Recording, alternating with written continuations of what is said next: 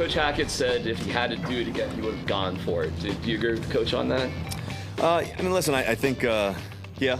I mean, I think that anytime you get the chance to try to, win the game and solidify it and try to make a play, I always believe in having the ball, and everything else. But also, we got a great kicker, and we're going to believe in our kicker again. So I always trust his decisions and everything else. But I'm also always ready to go try to do it if we need to. Going forward, you're in that same situation.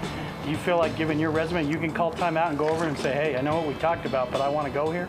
Yeah, for sure. I think that I was at the line of scrimmage ready to go for it too. I was calling a play and we were ready to go.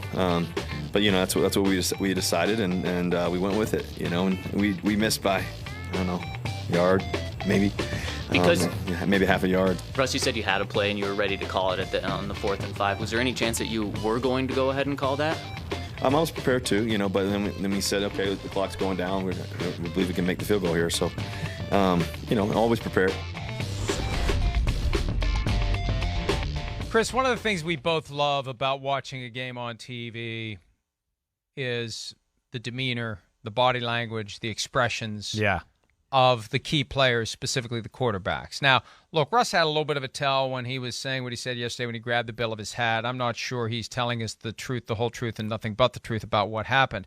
I think at the end of the day, he didn't have the power to call the timeout, or he didn't feel comfortable using it. He did not look like a guy who was in command of the moment. He did not look like a guy with a plan, like Peyton Manning, former Broncos quarterback, would have had in that moment. He was just kind of lost, in my estimation. Am I wrong?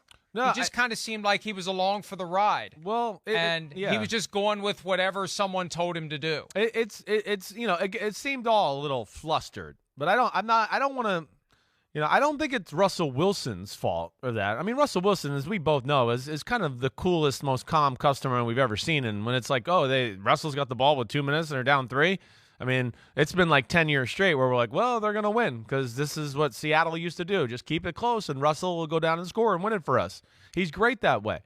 Now, where I do think it's a little overblown, at least in my opinion, just paying attention to this, and I'm not saying I'm right, but Peyton Manning is really, to me, about the only quarterback ever that, and I'm not even sure this is totally true, and I'm going to talk to Tony Dungy about it this weekend when we're hanging out here in NBC Sports, where he might have been able to just call timeout on his own accord at all times. But for more times than not, Mike, you know how it works. The quarterback doesn't get to manage the game from the middle of the field. Tom Brady was not going, hey, Bill, I think we need to call a timeout here. He was going, Bill, what do you want me to do? Like the coaches are ready for this, So that's where I will push back. Same with Patrick Mahomes. He's amazing, but he's not managing the game. Andy Reid's telling him what to do and how to do this, and I think that's really, for the most part, just about every great quarterback in the history of football. They did not just have free reign to go, I'll call timeouts and manage the game how I want to. To me, maybe Peyton Manning is the only guy ever, and he earned that because he was like a coach on the field, unlike anything we've ever seen. So that's the first thing I'll say there, just at least in my opinion. And again, I don't know if I'm totally right about that, but from what I do know from certain coaches, players, that's kind of how it works in the NFL. It's a chain of command. You know that for sure.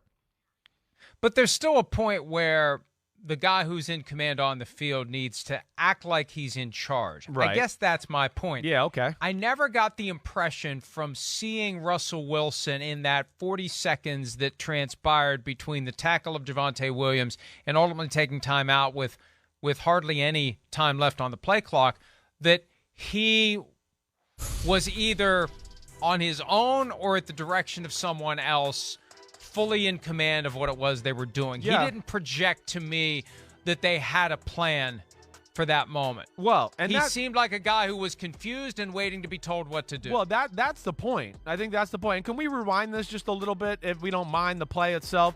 That's the point. And that to me is not Russell Wilson's fault. That's, we saw they had problems getting plays in and doing this all game long. So why would we think it would be any different here on 4th and 5 in the most pressure point of the football game? This is something their staff had. But here's my thing I want to just clue in on. First off, they were in the huddle a long time. When they were in the huddle a long time, I don't think he was just going, hey, don't jump off sides, don't jump off sides. We're just going to line up and call a timeout. Second thing is he's giving signals and moving people around to make me think that there was a play call. Third thing is, pause it right here if you don't mind. Look at 66, the left guard. He is looking back because he's the guy that when he lifts his leg, he has to tap the center to go, let's snap it. I think that is another clue to go, there was a play called here, right?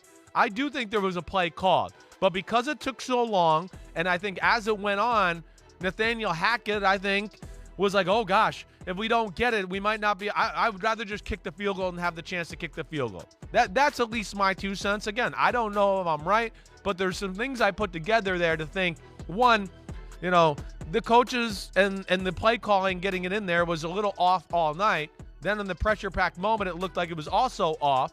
And they didn't instill Russell Wilson with the confidence to look like you want him to look there. I'm not trying to make an excuse for Russell Wilson, but I mean, you know what I'm saying here. So I don't know, but there's some things there that I do connect dots with. So whether it's Russell Wilson didn't take charge in that moment because he can't, right? Which is fine. That's because fine. Maybe only Peyton Manning was the one who ever could. Richard Sherman was making that point with a certain amount of glee in his voice, obviously, because he's never liked he was. Russell Wilson. but I think you make a good point. Peyton Manning with the Broncos may have been the only guy who could do it. Maybe he couldn't do it with the Colts, but he definitely was in charge of the offense with the Broncos. Right. I think that was part of his deal when he agreed to sign with them in 2012.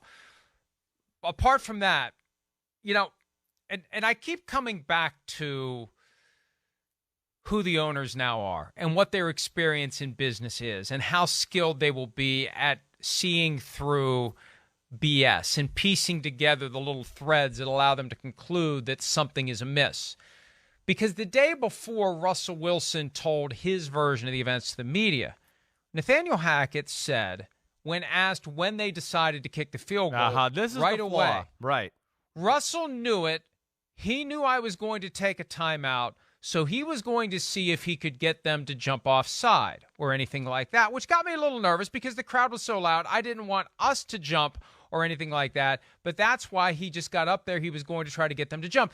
They never got into a snap count. They never got into any moment where he would do anything. There that would was cause no snap anyone to count. jump. They were lifting legs. Right. See, that Yeah, to me but is there where was- it's more how Nathaniel are you- Hackett flaw than Russell Wilson Yeah. flaw here. And I think when you and talk about that's- his tell, like his tell, I think his tell was, wait, I'm kind of saying something that the coach probably didn't want me to say, but I'm going to say it. That's to me. I don't know. But I think you're Well, right. Like, you're on it. hey, You're on it. Hey, and here's the thing that is going to happen at some point. Greg Penner, the CEO of the team, is going to have a conversation with Russell Wilson if he hasn't already. You and me, off the record, what happened at the end of the game? What happened? Tell me what happened.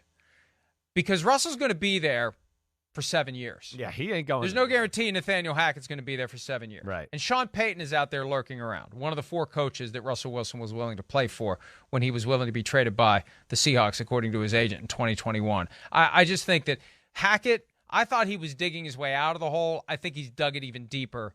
And not that he can't turn it around, but he's got to understand how he's gotten himself into a potential jam and get out of it. Hi, I'm Mike Tirico, and thanks for watching. Make sure to hit subscribe for the latest news and highlights from NBC Sports.